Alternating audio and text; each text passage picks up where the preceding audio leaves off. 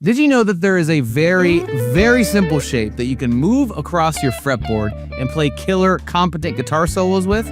Well, that's exactly what we're going to go over in this lesson. I'm going to show you the shape, and I'm going to show you how you can use it in multiple ways to not only get different kinds of sounds with your soloing, but also at the same time be able to play over chord changes. So let's go over this shape and the different positions on the fretboard that we're going to be placing it. So starting with the very first one, which is going to essentially cover the A chord. It's going to contain very important notes that highlight and imply A major, right? So we're going to start with the 6th fret of the G string here. I'm going to play that with your 2nd finger. Then 5th fret, 7th fret on the B string with your 1st and 3rd fingers. And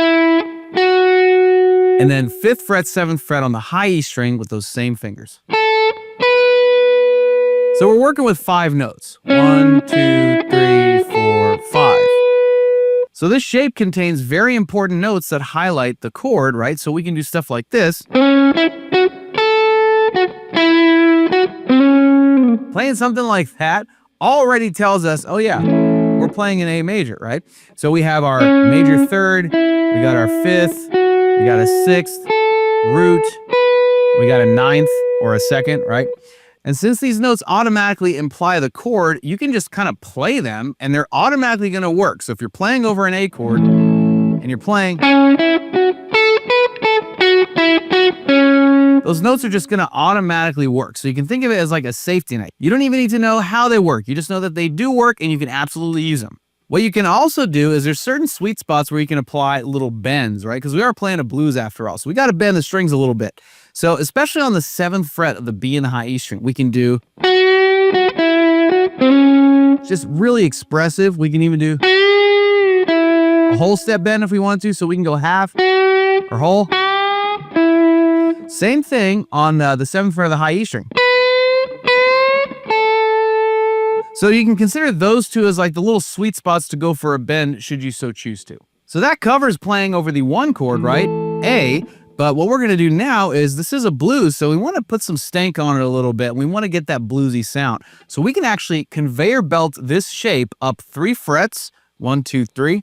So now we're on the 9th fret of G, 8, 10 on B and high E.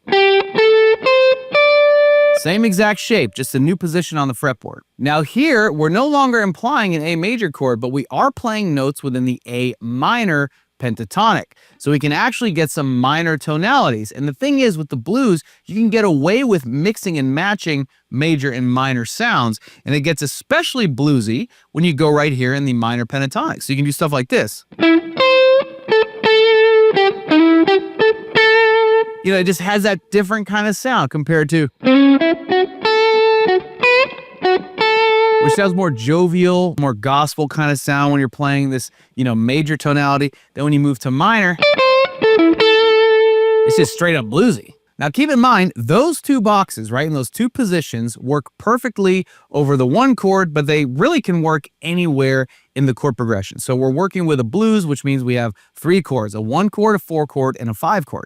So we've already covered the 1 chord essentially 2 ways. So we got major if we want to be on the nose with highlighting those major notes within the chord, but we can get away with those kind of clashing minor notes with the pentatonic minor box.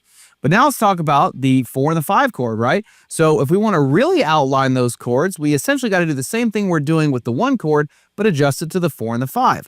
So the 4 chord in the key of A is a D chord. What we're going to essentially do is outline the notes of a D chord, and we're going to take that same shape. So what we're going to do, when we leave it off right here on the minor pentatonic, we're going to move it up 2 frets from here. 1, 2, and we're going to play 11 on the G string, and then 10, 12 on B and high E. And this actually highlights the D chord. So you can play the D chord down here, and also you can play it up here, same exact chord, but we're trying to keep the shape the same, and the shape being right here of the 4 chord, just real convenient. So we've got the 1 chord, right, then the 4 chord, then of course we got one more, the 5 chord, which is E. And I'm only really playing these bar chords for reference. You know, if we keep the shape the same as far as the actual chord shape, the scale shape is going to remain the same too. And we're trying to keep this little house shape consistent, right? We're trying to not deviate from that shape. Just get used to playing that. No other scale patterns, nothing. We're just going to focus on that shape. And so far we have it in 3 spots. Here, here, here, and then finally 2 frets up from here for the 5 chord. 1, 2. So we have 13 on G, 12, 14 on B and high E. And right there, it's right on top of the 5 chord. So we're getting 4 for the price of 1 here, right? It's the same exact shape in 4 positions. Right here, here, here, and here. And I know at first when you're learning this, if you lose your spot, right? Think of it this way. When you start on the 1 chord, right? The next spot is 3 frets up from here. 1, 2, 3 for the minor. And then to find the 4 chord, you're going to go up 2 more frets from here. 1, 2. And then 2 more from here for the 5 chord. 1, 2. Now, before I throw on the backing track to demonstrate this, we're going to go 1 chord at a time in the progression and just really look at the methodical ways that we can apply these shapes over specific chords. Because if we're going to talk about playing over chord changes, the trick to that is just really being able to nail the timing of knowing what scale position or whatever that you're playing that highlights the specific chord.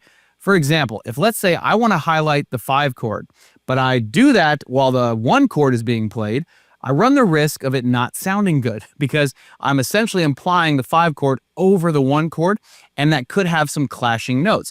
Some notes might work, but they won't work wholesale. And that's why it helps to have a one-size-fits-all kind of solution, which is where the minor pentatonic tonality can really come into play. Because if we wanted to, we could just play that and only that over the entire chord progression. But we want to sound a little more sophisticated. So let's walk through these 1 chord at a time, starting with the 1 chord. And like I said, we have this box for the 1 chord. And then for the minor pentatonic tonality, we got this one. So let's see how they both sound.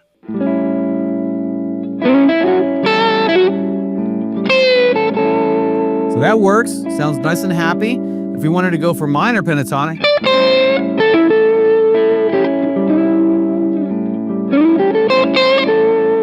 just sounds real bluesy, right? But we can always come back to.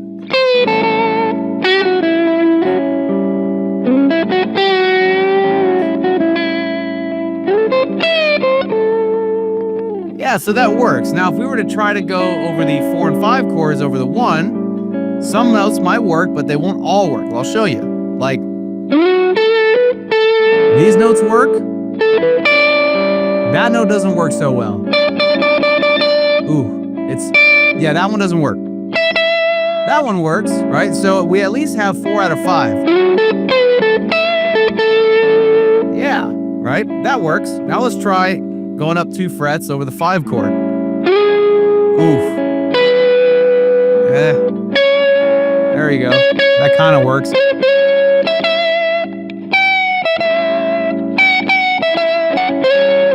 Those last 3 notes work. But then, those do not work at all.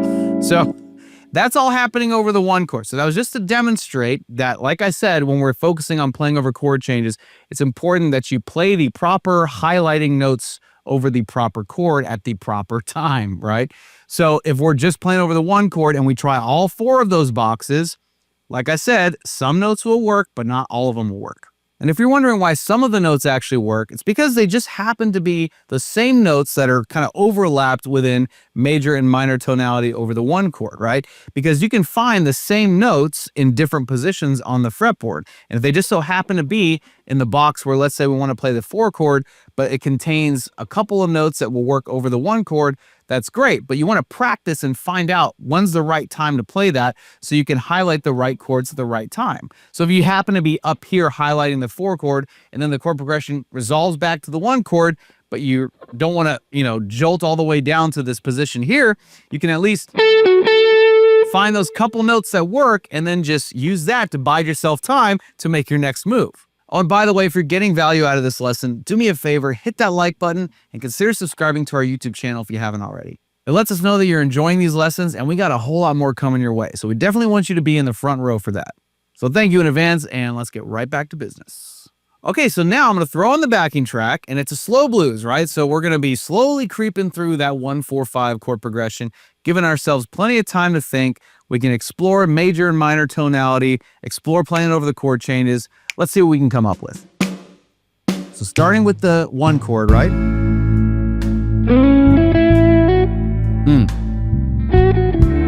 Oh, there's the 4 chord.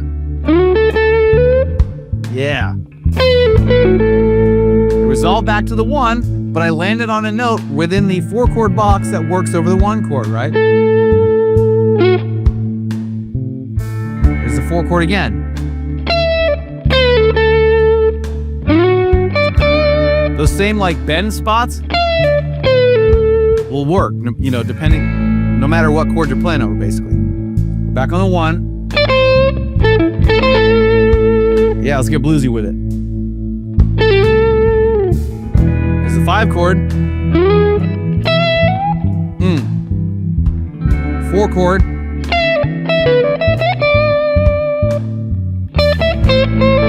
Back to the 1. Oop, there's the 5 chord.